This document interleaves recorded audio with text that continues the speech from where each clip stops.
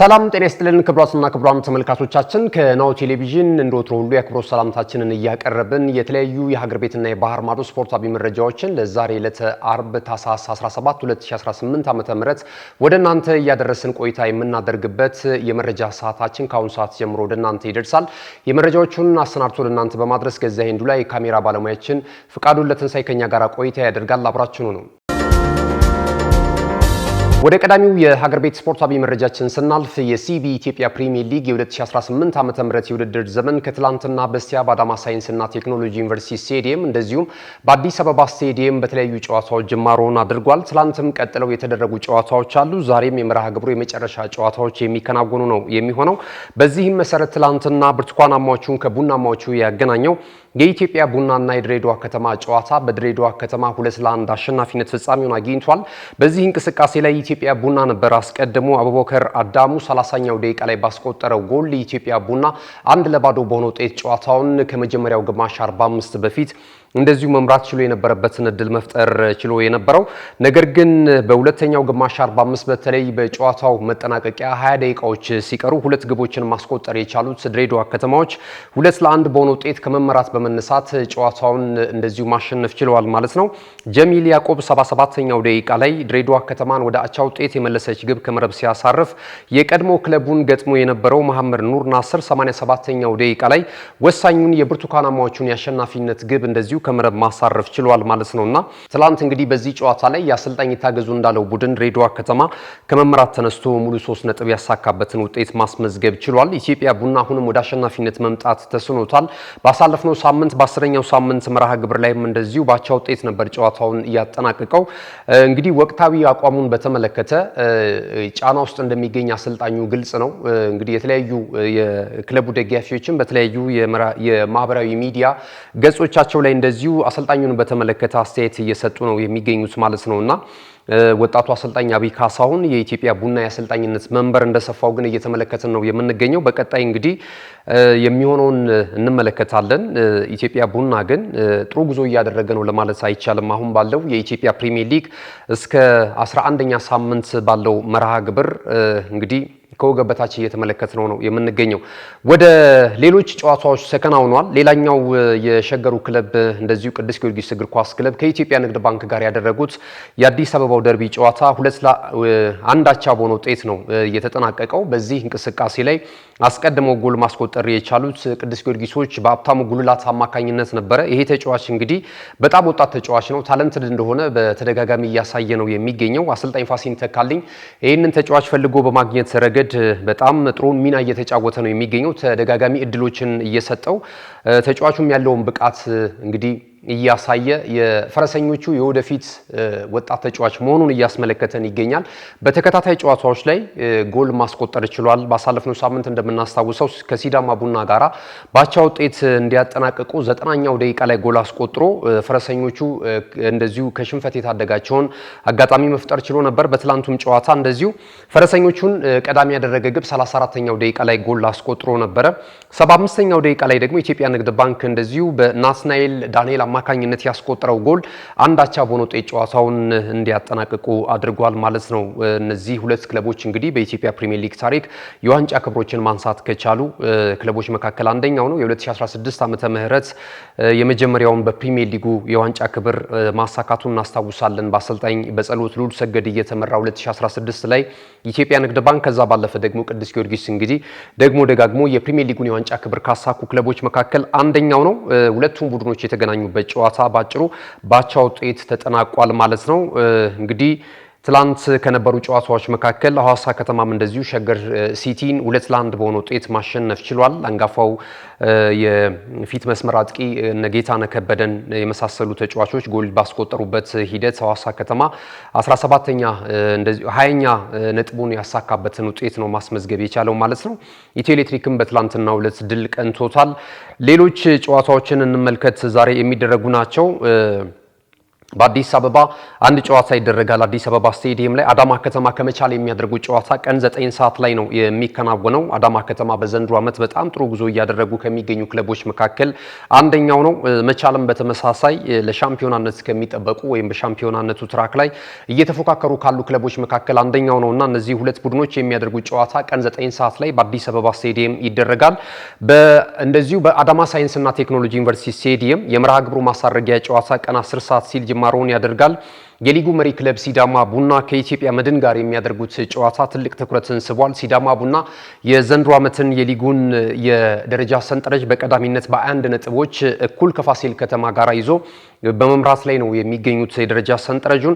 ከዛ ባለፈ የወቅቱ የ2017 የኢትዮጵያ ፕሪሚየር ሊግ ሻምፒዮናው ክለብ ኢትዮጵያ መድን ደግሞ በዘንድሮ ዓመት ትንሽ አጀማመሩ ጥሩ አይደለም። አሁን ግን ጨዋታዎችን ወደ ማሸነፍ የተመለሰበትን ሂደት የአሰልጣኝ ገብረመድህን ኃይሌው ቡድን እየተመለከትን እንገኛለን። ዛሬ ቀን 10 ሰዓት ላይ የኢትዮጵያ ፕሪሚየር ሊግ 11ኛ ሳምንት መርሃ ግብር ጨዋታ እንደዚሁ ይህ መርሃ ግብር ነው የሚሆነው። የደረጃ ሰንጠረዡን እኩል 21 ነጥቦች የያዙት ፋሲል ከተማና ሲዳማ ቡና በጎል ክፍያ ተበላልጠው አንደኛና ሁለተኛ ደረጃ ላይ ተቀምጠው እየተመለከትናቸው እንገኛለን። ከዛ ባለፈ ደግሞ እንደዚሁ እንደነ ኢትዮ ኤሌክትሪክ፣ ሐዋሳ ከተማ፣ መቻልን የመሳሰሉ ክለቦች ደግሞ ተከታዩን ደረጃ ይዘው እየተመለከትናቸው ነው የምንገኘው። የከፍተኛ ጎል አስቆጣሪነቱን ትራክ ደግሞ የኢትዮጵያ ንግድ ባንኩ አዲስ ግደይ በ5 ግቦች በቀዳሚነት እየመራ ነው የሚገኘው።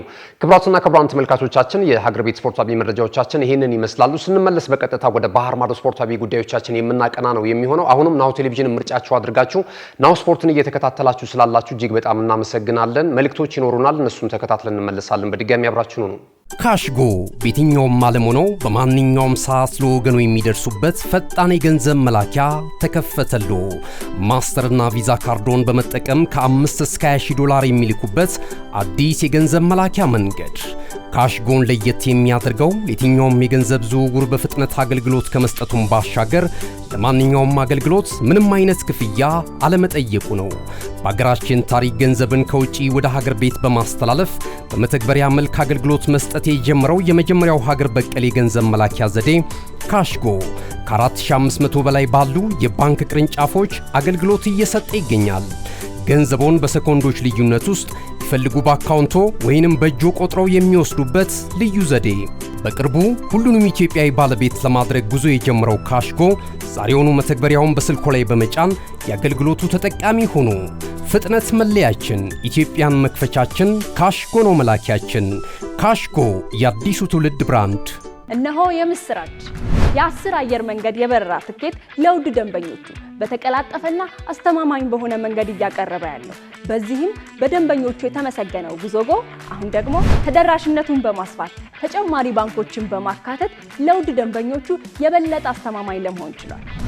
የጉዞጎን አፕሊኬሽን ከአፕ ስቶር ወይም ከፕላይ ስቶር በማውረድ የመነሻና የመድረሻ ከተማዎትን መርጠው ዋጋ አወዳድረው የሀገር ውስጥም ሆነ ዓለም አቀፍ በረራ ማድረግ ካሰቡ የበረራ ትኬቶን ክፍያ በአቅራቢያው በሚገኙ ባንኮች አንድም በአካል በመሄድ ወይም በኦንላይን የክፍያ አማራጮች ክፍያዎትን በመፈጸም የበረራ ትኬቶች በእጅ ያስገቡ።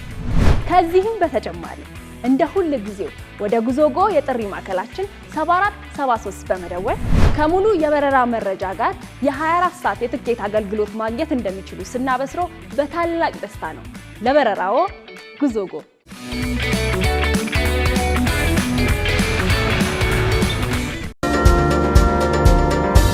ተመልሰናል። ክቡራትና ክቡራን ተመልካቾቻችን ይህ ናሁ ቴሌቪዥን ነው። ናሁ ስፖርትን በመከታተል ላይ ትገኛላችሁ። ቀደም ሲል የሀገር ቤት ስፖርታዊ መረጃዎች ወደ እናንተ ደርሷል። ከዚህ ሰዓት ጀምረን ከባህር ማዶ የተለያዩ የወሬ ምንጮች ያሰናዳናቸውን መረጃዎች ወደ እናንተ እያደረስን የምንዘልቅ ይሆናል። በድጋሚ እስከ መረጃዎቻችን ፍጻሜ ድረስ አብራችሁ እንድትቆዩ እንጋብዛለን። ቀዳሚ የምናደርገው የተወዳጁ የእንግሊዝ ፕሪሚየር ሊግ የ18ኛ ሳምንት መርሃ ግብር የባህል ሰሞን ጨዋታዎችን የተመለከቱ መረጃዎችን ነው ወደ እናንተ የምናደርሰው። ዛሬ ምሽት ጅማሮውን ያደርጋል። ዛሬ ምሽት የሚደረጉ ጨዋታዎች አሉ። አንድ ጨዋታ ነው በርግጥ ዛሬ የሚከናወነው። ማንቸስተር ዩናይትድ በሜዳው ኦልድ ትራፎርድ ስቴዲየም ኒካስል ዩናይትድን የሚያስተናግድበት ጨዋታ ትልቅ ትኩረትን አግኝቷል። ዩናይትድ ያለፉትን ሁለት ጨዋታዎች ድል አልባ ጉዞ ነው ማድረግ የቻለው። ከበርነማውዝ ጋር ያደረገው ጨዋታ 4-አቻ በሆነ ውጤት ማጠናቀቁ ይታወሳል። ከዛ ባለፈ ደግሞ እንደዚሁ በአስተን ቪላ ፓርክ ስቴዲየም ላይ አስቶን ቪላን ገጥሞ 2-1 በሆነ ውጤት መሸነፉም እንደዚሁ የሚታወስ ነውና ከነዚህ ውጤት አልባ ጉዞ በኋላ ዛሬ ወደ ጨዋታ ይመለሳል። ወደ አሸናፊነት እንግዲህ በጨዋታው ላይ ከፍተኛ ፍክክር ያደርጋል ተብሎ ነው የሚጠበቀው።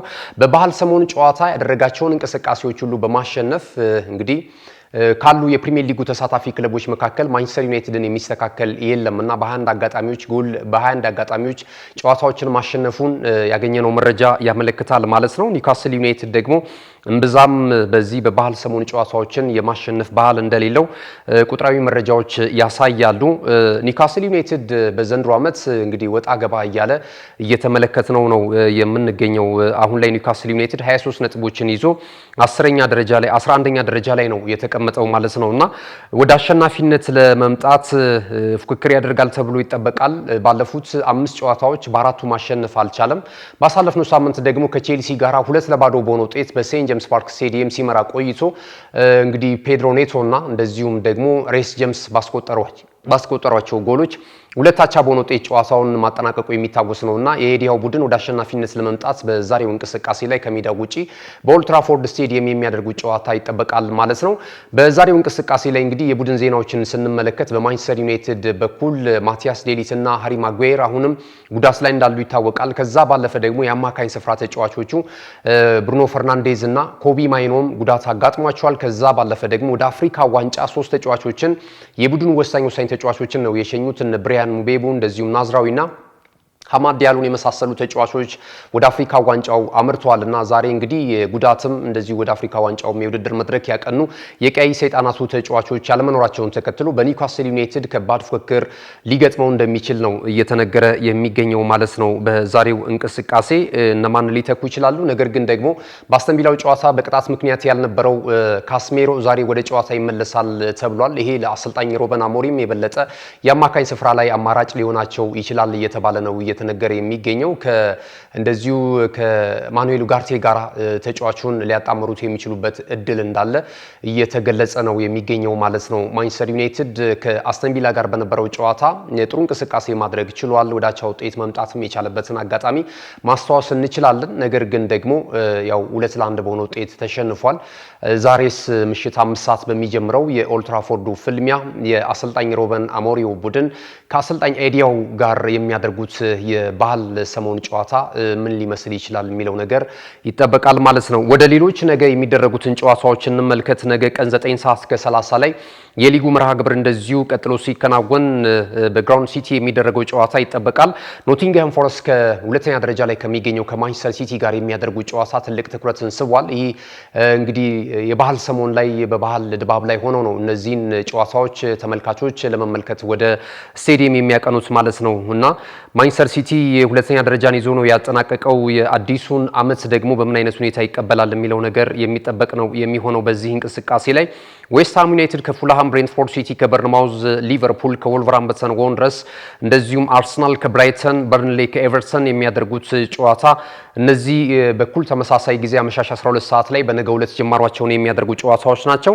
አርሰናል እንግዲህ ከብራይተን የሚያደርገው ጨዋታ የበለጠ መሪነቱን የሚያጠናክርበትን ፍልሚያ ለማድረግ ስለመዘጋጀታቸው አሰልጣኝ ሚካኤል አርቴታ በመናገር ላይ ነው የሚገኘው። በእርግጥ ምሽት ላይ በሚኖረን የስፖርት ወጃችን ላይ እንደዚሁ የተለያዩ የቡድን ዜናዎችን የተመለከቱ የፕሪማች ወይም የፕሬስ ኮንፈረንስ ስለሚኖራቸው ሁሉም አሰልጣኞች በዛ ወቅት እንግዲህ አሁናዊ የቡድናቸውን ሁኔታ በተመለከተ ከመገናኛ ብዙሃን ጋር በሚኖራቸው ቆይታ የተናገሯቸውን አስተያየቶች አካተን ነው ምሽት ላይ የምንገናኘው ማለት ነው።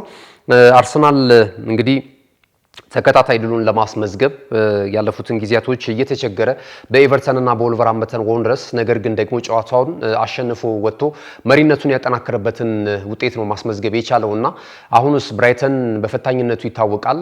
ብራይተን አርሰናልን ከሚከብዷቸው ቡድኖች መካከል አንደኛው ነውና በዚህኛው ጨዋታ ምን ሊገጥመው ይችላል? መሪነቱን ያጠናክራል አሊያስ ደግሞ የሆነ ነገር ሊከሰት ይችላል የሚለው ነገር እንግዲህ ነገ አመሻሽ 12 ሰዓት ላይ በሚጀምረው ጨዋታ የምንመለከተው ጉዳይ ነው የሚሆነው ማለት ነው። ወደ ቼልሲም እንደዚሁ ከአስተን ቪላ ጋር ጨዋታውን ያደርጋል ምሽት 2 ሰዓት ከ30 ላይ ማለት ነው። ነገ ምሽት ላይ የሚደረግ ጨዋታ ነው በስታንፎርድ ብሪጅ። ካቻ ውጤት መልስ የአሰልጣኝ ኤንዞ ማሬስካው ቡድን በጥሩ ፎርም ላይ የሚገኘውን አስተን ቪላን ነው የሚገጥመው። አስተን ቪላ እንግዲህ ተከታታይ 10 ጨዋታዎችን በድል መደምደም የቻለ ነው። 7ኛ የሊግ ተከታታይ ውጤቱን ማስመዝገብ ችሏል። አሁን 36 ነጥቦችን ይዞ በሊጉ የደረጃ ሰንጠረዥ እንደዚሁ 3ኛ ደረጃ ላይ ነው የሚገኘውና የሻምፒዮናነት እድል ካላቸው ምናልባትም ሰርፕራይዚንግ ቡድን ሆነው በፕሪሚየር ሊጉ ሊያስደምሙን ይችላሉ። 2015-16 ላይ ሌስተር ሲቲ እንደፈጠረው ታሪክ የሚል አንዳንድ መረጃዎች እየወጡ ነው የሚገኙትና ከወዲሁ ይህንን የማድረግ አቅም እንዳላቸው ነው አሰልጣኙ ኡናይ ኤምሬም በመናገር ላይ የሚገኙት። የቡድኑ አጠቃላይ ሂደትና ጉዞም የሚያመላክተው እንደዚህ አይነት ጉዳዮችን ምናልባት በውድድር ዓመቱ መጨረሻ ልንመለከት እንችላለን የሚሉ ጉዳዮችን እየተመለከትን ነው የምንገኘው። ይህንን ይመስላል የእንግሊዝ ፕሪሚየር ሊግ የደረጃ ሰንጠረዡን። አርሰናል 39 ነጥቦችን ሰብስቦ በቀዳሚነት ሲመራ፣ ማንቸስተር ሲቲ በ37 ነጥብ ሁለተኛ ደረጃ ላይ ተቀምጧል። አስተን ቪላ 36 ነጥቦች አሉት፣ ሶስተኛ ደረጃ ላይ ነው የሚገኘው። ቼልሲ፣ ሊቨርፑል፣ ሰንደርላንድ እንደዚሁም ማንቸስተር ዩናይትድ ሰባተኛ ደረጃ ላይ ተቀምጧል። ወራጅ ቀጠናው ስፍራ ላይ ደግሞ ወልቨርሃምፕተን ድረስ በርንሌ፣ ዌስትሃም ዩናይትድ እና ኖቲንግሃም ፎረስት እንደዚሁ የተቀመጡበትን አጋጣሚ እየተመለከትን እንገኛለን። የከፍተኛ ጎል አስቆጣሪነቱን ትራክ ኤርሊንግ ብራውት ሃላንድ ከማንቸስተር ሲቲ በ15 ግቦች በቀዳሚነት እየመራ ነው የሚገኘው። የብሬንትፎርድ ሲቲው የፊት መስመር አጥቂ ደግሞ እንደዚሁ ኢጎር ቲያጎ በ11 ግቦች ይከተላል፣ በእንግሊዝ ፕሪሚየር ሊግ ማለት ነው። ወደ ሌሎች የሊግ ጨዋታዎች ይደረጋሉ። በአውሮፓ የአምስቱ ታላላቅ ሊጎች ላይ ከሚከናወኑ ጨዋታዎች መካከል አንደኛው ደግሞ የስፓኒሽ ላሊጋ ነው። የስፔን ላሊጋ 18ኛ ሳምንት መርሃ ግብር ላይ ደርሷል። ካታሎናውን ክለብ ባርሰሎናን ነው ቀዳሚ ስፍራ ላይ ማስቀመጥ የቻለው። ዛሬ ታዲያ ጅማሮውን ሲያደርግ የስፔን ላሊጋ ራዮ ቫልካኖ ከኤታፌ የሚያደርጉት ጨዋታ ምሽት 5 ሰዓት ላይ የሚደረግ ነው የሚሆነው። ኤታፌ እንግዲህ 11ኛ ደረጃ ላይ ይገኛል 20 ነጥቦችን ሰብስቦ ዛሬ የሚያደርጉት ጨዋታ ይጠበቃል። ነገ ቅዳሜ የሚደረጉትን የላሊጋ መርሃ ግብር ጨዋታዎችን ስንመለከት ሴልታ ቪጎ ከቫሌንሺያ ቀን 10 ሰዓት ላይ ጨዋታቸውን ሲያደርጉ፣ ኦሳሶና እንደዚሁ በሜዳው አትሌቲክ ቢልባውን ይጋብዛል። 12 ሰዓት ከ15 ሲል ይህ ጨዋታ ጅማሮውን የሚያደርግ ነው የሚሆነው። አዲስ አዳጊው ክለብ ኤሌቼ በዘንድሮ ዓመት ጥሩ ቁመናን እያስመለከተ ከሚገኘው እንደዚሁ ከቪላሪያል ጋር ምሽት 2 ሰዓት ከ30 ላይ ጨዋታቸውን የሚያከናውኑ ይሆናል። የሊጉ መሪ ክለብ ባርሴሎና ከሜዳው ውጪ አቀንቶ ኤስፓኞልን ይገጥማል። ኤስፓኞልን በዘንድሮ ዓመት ክስተት ከሆኑ የላሊጋ ቡድኖች መካከል አንደኛው ነው። 5ኛ ደረጃ ላይ ይገኛል በ33 ነጥቦች እና ይህንን ተከትሎ ባርሴሎና ጋር የሚያደርጉት ጨዋታ ትልቅ ትኩረትን ስቧል። ጥቅጥቅ ብለው በሚከላከሉት እንቅስቃሴ ይታወቃሉ በላሊጋው ኤስፓኞሎች። ባርሴሎና ደግሞ የሚገርም የማጥቃት እንቅስቃሴ ያላቸውን ጥሩ ብቃት ላይ የሚገኙ በጥሩ ከፍታ ብቃታቸው ላይ የሚገኙ ተጫዋቾችን እየተመለከትንበት እንገኛለን እና ጥሩ ፉክክር ሊያስመለክት እንደሚችል ከወዲሁ እየተገለጸ ይገኛል። ምሽት 5 ሰዓት ላይ በነገው ዕለት ከሚደረጉ ጨዋታዎች መካከል አንደኛው ይሄኛው የስፓኞልና የባርሴሎና ጨዋታ ነው። በዕለተ እሁድ የላሊጋው መርሃ ግብር ጨዋታዎች እንደዚሁ ቀጥለው ሲከናወኑ ሴቪያ በሜዳው ሌቫንቴን ያስተናግዳል። 10 ሰዓት ላይ ይደረጋል። እንደዚሁ ሁለተኛ ደረጃ ላይ የሚገኘው ታላቁ ክለብ ሪያል ማድሪድ በሜዳው ሳንቲያጎ በርናቦ ሪያል ቤቲስን ያስተናግዳል። ይህ ጨዋታ አመሻሽ 12 ሰዓት ከ15 ሲል ጅማሮውን ያደርጋል በሳንቲያጎ በርናቦ ማለት ነው። አሁን ጥሩ ያገገመ የሚመስለው የአሰልጣኝ ዣቢ አሎንሶ ቡድን ሪያል ማድሪድ በዚህ ጨዋታ ላይ የቅድመ ማሸነፉን ግምት ቢያገኝም ነገር ግን ሪያል ቤቲስም በላሊጋው ላይ ጥሩ ተፎካካሪ የሆኑ ካሉ ክለቦች መካከል አንደኛው ነው። 6ኛ ደረጃ ላይ ይገኛል በ28 ነጥቦች ሰብስቦ የበለጠ በቀጣይ ዓመት የአውሮፓ ተሳትፎን ስፍራ ይዞ ለማጠናቀቅ ደግሞ ከፍተኛ ፍልሚያ በማድረግ ላይ ነው የሚገኘውና ይህንን ጨዋታ በዋዛ ይመለከቷል ተብሎ አይጠበቅም። ነገ እንግዲህ እሁድ አመሻሽ ላይ 12 ከ15 ሲል የሪያል ማድሪድ እና የሪያል ቤቲስ ጨዋታ በሳንቲያጎ በርናቦ የሚከናወን ነው የሚሆነው። ሪያል ሶሲዳድ ከአትሌቲኮ ማድሪድ ሌላው የላሊጋው መርሃ ግብር ላይ ከሚጠበቁ ጨዋታዎች መካከል አንደኛው ነው። ይህ ደግሞ ምሽት 5 ሰዓት ላይ ይከናወናል። የላሊጋውን የከፍተኛ ጎል አስቆጣሪነቱን ትራክ ፈረንሳዊ ኢንተርናሽናል የሪያል ማድሪዱ የፊት መስመር አጥቂ ክሊያም ባፔ እንደዚሁ በ18 ግቦች በቀዳሚነት እየዘወረ ነው የሚገኘው። ፌራን ቶሬስ ደግሞ ከባርሴሎና 11 ግቦችን ከመረብ አሳርፎ ሁለተኛ ደረጃ ላይ ተቀምጦ እየተመለከት ነው የምንገኘው። ወደ ጣሊያን ሴሪያ ስናልፍ በጣሊያን ሴሪያም እንደዚሁ ኢንተር ሚላንን ቀዳሚ አድርጓል በ33 ነጥቦች የደረጃ ሰንጠረዡን ማለት ነው። 17ኛ ደረጃ ላይ የደረሰው የሴሪያው መርሃ ግብር በነገው ዕለት ነው ጅማሮን የሚያደርገው። ነገ ፓርማ ከፊዮሬንቲና የሚያደርጉት ጨዋታ ቀን 8 ሰዓት ከ30 ላይ የምሳ ሰዓት ጨዋታ ሆኖ እንደዚሁ የሴሪያውን የመርሃ ግብሩን መክፈቻ ሆኖ የምንመለከተው ጨዋታ ነው። ቶሪኒዮ ከካግላሪ 11 ሰዓት ላይ እንደዚሁ በዚሁ ሰዓት ላይ ደግሞ ኤሌቼ በዘንድሮ ዓመት በሴሪያው እያስገረመን የሚገኘው አምናም አፈጻጸሙ እጅግ በጣም ግሩም አልሆኑም ነበር። 10ኛ ደረጃን ነበር በ41 ነጥቦች ይዞ ማጠናቀቅ የቻለውና የአሰልጣኝ ሴስክ ፋብሪጋዙ ቡድን ኮሞ እንደዚሁ ጋር ጨዋታውን ያከናውናል። ዩዲኒዜ ከላዚዮ የሚያደርጉት ጨዋታ ምሽት 2 ሰዓት ላይ የሚደረግ ነው የሚሆነው። በዘንድሮ ዓመት ወደ ሴሪያው ከመጡ ቡድኖች መካከል ተጠቃሹ የሆነው ፒዛ ደግሞ የቱሪኑን ክለብ ዩቬንቱስን እንደዚሁ የሚያስተናግድበትም ጨዋታ ይጠበቃል ማለት ነው። ምሽት 2 ሰዓት ላይ ይደረጋል ይህ ጨዋታ። ሌሎች ጨዋታዎችም እንደዚሁ በሴሪያው የሚከናወኑ ነው የሚሆነው። ክሪሞንሴ የጂሚ ቫርዲ ቡድን ነው። በእንግሊዝ ፕሪሚየር ሊግ በሌስተር ሲቲ የምናውቀው ይህ ተጫዋች ከ13 ዓመታት ቆይታ በፕሪሚየር ሊጉ ካደረገ በኋላ ዳግም እንግዲህ ቡድኑ ወደ ሻምፒዮንሺፕ መውረዱን ተከትሎ እሱ ደግሞ ወደ ሴሪያው ክለብ ክሪሞንሴ በመሄድ አስደናቂ ብቃቱን እያስመለከተ ይገኛል። ባለፈው ወር የሴሪያው የወራ ህዳር ምርጡ ተጫዋች ተብሎ ሲመረጥ ተመልክተናል እና 38 ዓመቱ ላይ ይገኛል። አሁንም ቫርዲ እግሮቹ እንዳልነጠፉ ጎሎችን የሚያስቆጥርበትን ሂደት እጅግ በጣም አስገራሚ መሆኑን በዚህ እድሜው እየተመለከተ እንገኛለን። ክሪሞንሴ ሳሶሎ የሚያደርጉት ጨዋታ 2 ሰዓት ላይ ነው የሚደረገው። ሌላኛው በሴሪያው በጣም የሚጠበቀው ቤርጋሞ ላይ የሚከናወነው የአታላንታና የሊጉ መሪ ክለብ ኢንተር ሚላን የሚያደርጉት ጨዋታም ትልቅ ትኩረትን ስቧል። ምሽት 4 ሰዓት ከ30 ሲል ይህ ጨዋታ ጅማሮውን የሚያደርግ ይሆናል። እንግዲህ ሮማ ከጄኖዋ ጋር በሚያደርጉት የምሽት 4 ሰዓት ከ45 የሰኞ ምሽት ጨዋታ የ17ኛ ሳምንት የጣሊያን ሴሪያ መርሃ ግብር መጠናቀቂያው ነው የሚሆነው ማለት ነው። የጣሊያን ሴሪያ የደረጃ ሰንጠረዡን ስንመለከት ኢንተር ሚላን 33 ነጥቦችን ሰብስቦ በቀዳሚነት እየመራ ይገኛል። ሌላኛው የሚላኑ ክለብ ኤስ ሚላንም እንደዚሁ 32 ነጥቦች አሉት፣ ሁለተኛ ደረጃ ላይ ተቀምጧል። የሴሪያው ያለፈው ዓመት ሻምፒዮናው ክለብ እንደዚሁ ናፖሊ በ31 ነጥቦች ይከተላል። ከፍተኛ ፍክክር ነው እያስመለከተ የሚገኘው። ሁለቱ የሚላን ከተማ ተወካዮቹ ክለቦች ኤሲ ሚላን እና ኢንተር ሚላን አንደኛና ሁለተኛ፣ እንደዚሁም የኔፕልሱ ክለብ ደግሞ ናፖሊ ሶስተኛ ደረጃ ላይ ተቀምጧል። ሮማ፣ ዩቬንቱስ ከዚህ በፊት ትልልቅ ፍክክር ሲያደርጉ የነበሩ የጣሊያን ክለቦች ናቸው አሁን የፊት መስመር ላይ በዘንድሮ ዓመት እየተመለከትናቸው የምንገኘው ማለት ነውና የሴሪያውን የደረጃ ሰንጠረዥ ይህንን ይመስላል። የሴሪያውን የከፍተኛ ጎል አስቆጣሪነትን ትራክ ደግሞ የኢንተር ሚላኑ አርጀንቲናዊ ኢንተርናሽናል ላውትሮ ማርቲኔዝ በቀዳሚነት በ8 ግቦች ከኢንተር ሚላን እየመራ ይገኛል። እንደዚሁ ክሪስቲያን ፖሊሲች በ7 ግቦች ይከተላል። ኦርሶሎኒ በ6 ግብ እንደዚሁ ሶስተኛ ደረጃ ላይ ተቀምጧል ማለት ነው። የጣሊያን ሴሪያ ጨዋታዎች ይህንን ይመስላሉ። ክቡራትና ክቡራን ተመልካቾቻችን የመጨረሻው ምዕራፍ ላይ ደርሰናል። አጫጭር ስፖርታዊ መረጃዎችን ወደ እናንተ እናደርሳለን።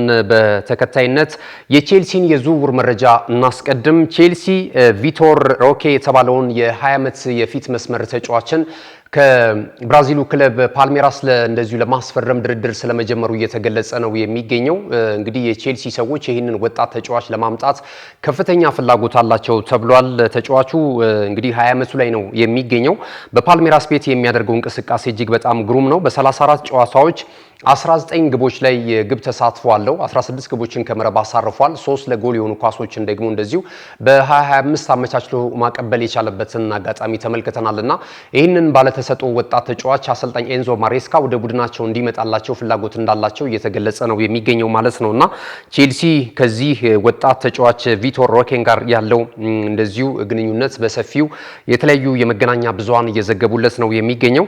ወደ ሌላኛው መረጃ ስናልፍ የአርሰናልን መረጃዎች በተከታታይነት ወደ እናንተ እናደርሳለን። አንደኛው ኢታን ንዋኔሪ ነው። ከማንቸስተር ዩናይትድ እና ሌሎች ክለቦች በከፍተኛ ሁኔታ የጀርመንም ክለቦች ጨምሮ ማለት ነው የዚህን ተጫዋች ፊርማ ለማግኘት ከፍተኛ ጥረት በማድረግ ላይ ነው የሚገኙት። የ18 ዓመቱን የአርሰናል የአካዳሚ ውጤት ከሆኑ ወጣት ተጫዋቾች መካከል አንደኛው ነው። ነገር ግን ደግሞ አርሰናል አሁን ላይ እንግዲህ ከአካዳሚም የሚያሳድጋቸው ተጫዋቾች በዛ ላይ ደግሞ በክረምቱ የዝውውር መስኮት ያመጣቸው አዳዲስ ተጫዋቾች አሁን ላይ የስኳድ ዴብዙን እጅግ በጣም ሰፋ አድርገውት ወጣት ተጫዋቾች አንዳንድ ጊዜ እድል የማያገኙበትን አጋጣሚ እንደተፈጠረባቸው እየተመለከትን እንገኛለን እና በእርግጥ ብዙ ውድድሮች ላይ ያለ አርሰናል እስካሁን ድረስ ከውድድር ውጪ የሆነባቸው አጋጣሚዎች የሉም። በኤፍኤ ካፕ፣ ሊግ ካፕ እንደዚሁም በአውሮፓ ቻምፒየንስ ሊግ እና የፕሪሚየር ሊጉን ውድድሮች እያከናወነ ነው የሚገኘው እና ያም ቢሆን ግን የስኳድ ዴብዙ እንደውም አሁን ጉዳት ስላጋጠማቸው ነው የተለያዩ ተጫዋቾች እንጂ እንዲገቡ ግፊት የሚደረግባቸው በደጋፊዎች ዘንድ የጨዋታ ዕድል ላያገኙ የሚችሉበት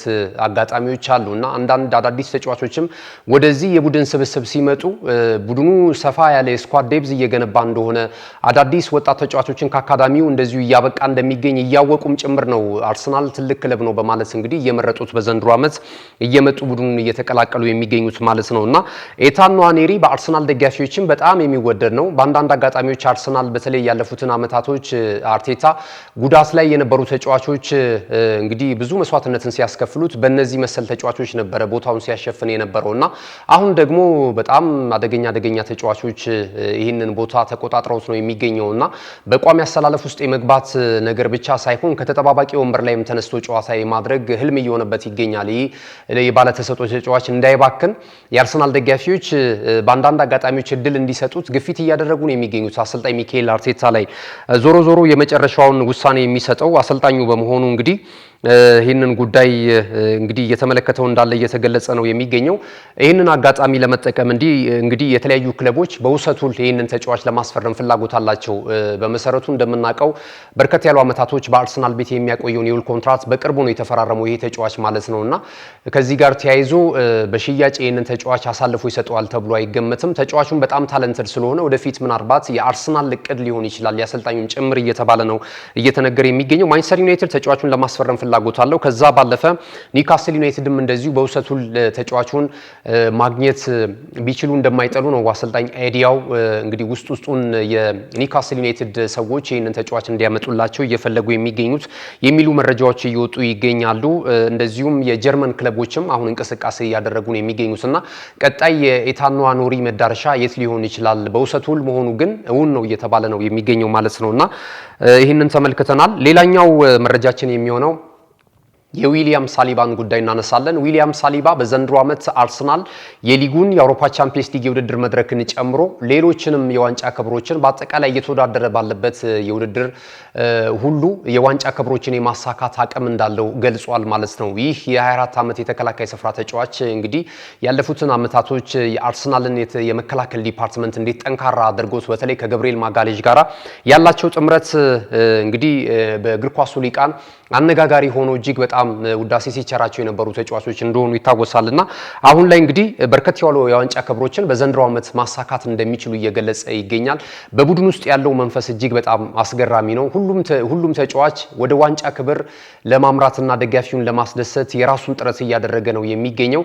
የሚገርሙ ደግሞ አሰልጣኞች አሉን እዚህ ቡድን ላይ እንድንቆይና ቡድኑን እንድንወድ የሚያደርጉን እንደ ጓደኛ የምንመለከታቸው አሰልጣኞች አሉንና ሁላችንም ቤተሰቦች ነን። እዚህ ያለ የቡድን አባላቶች በጠቅላላ ቀጣይ የሚሆነው አርሰናል ደጋፊዎችን በዋንጫ የማጀብና ይህንን ታሪክ በአርሰናል ቤት የመመለስ ፍላጎት ነው ያለን።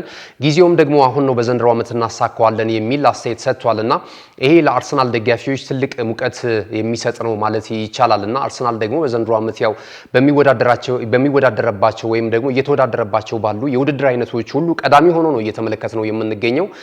ቻምፒየንስ ሊግ እስካሁን ድረስ ሽንፈት አላስተናገደም። የደረጃ ሰንጠረዡን በቀዳሚነት ይመራል። ፕሪሚየር ሊጉን በተመሳሳይ እንደዚሁ አንደኛ ደረጃ ላይ ተቀምጦ እየዘወረ ነው የሚገኘው። በሊግ ካፑ ግማሽ ፍጻሜ ደርሷል። እንደዚሁም በኤፍኤ ካፕም ውድድር አለውና እነዚህን ሁኔታዎችን ስንመለከት ካለፉት ዓመታቶች የዘንድሮ ዓመት የተሻለ ሆኖ ውጤታማና ፍሬያማ ሊሆንላቸው እንደሚችል ያመላከቱ ተስፋ ሰጪ አስተያየት ነው በተጫዋች ዊሊያም ሳሊባ አንደበት የተነገረው ማለት ነውና በዚህ ተስማማላቸው የአርሰናል ደጋፊዎች ዘንድሮ የዋንጫ ክብሮችን ያመጣሉ አሁን ያለው የአሰልጣኝ ሚካኤል አርቴታ ቡድን ካለፉት ዓመታቶች ተምሮ የሚለውን ነገር አስተያየት ልትሰጡበት ትችላላችሁ። ሌላኛው እንግዲህ ምሽት ላይ እናቀርብላችኋለን በዚህ ሳምንት ከሚደረጉ ጨዋታዎች መካከል እንደዚሁ ኤምሬትስ ስቴዲየም የሚደረገውን የአርሰናልና የብራይተንን ጨዋታ ቅድመ ግምት እንድታደርሱንና የሞባይል ካርድ ሽልማት እንድትወስዱ እንደዚሁ ናሁ ስፖርት ይህንን ይጋብዛል። ስለዚህ የጨዋታው ስንት ለስንት ይጠናቀቃል የጨዋታውን ግምትና ተያያዥ ጉዳዮችን አንድ ላይ ልታሰፍሩልን ትችላላችሁ። ክቡራትና ክቡራን ተመልካቾቻችን የዛሬ ዕለት አርብ ታህሳስ 17 2018 ዓ.ም የተሰናዱ ስፖርታዊ መረጃዎች ይህንን ይመስሉ ነበረ። መረጃዎችን ወደ እናንተ በማድረስ ገዛኸኝ ዱላ እንደዚሁም የካሜራ ባለሙያችን ኦብሳ ሱራና ፍቃዶ ለተንሳይ ከኛ ጋር ቆይታ አድርገዋል። አብራችሁን ስለነበራችሁ በጣም እናመሰግናለን። መልካም ጊዜ ይሁንላችሁ።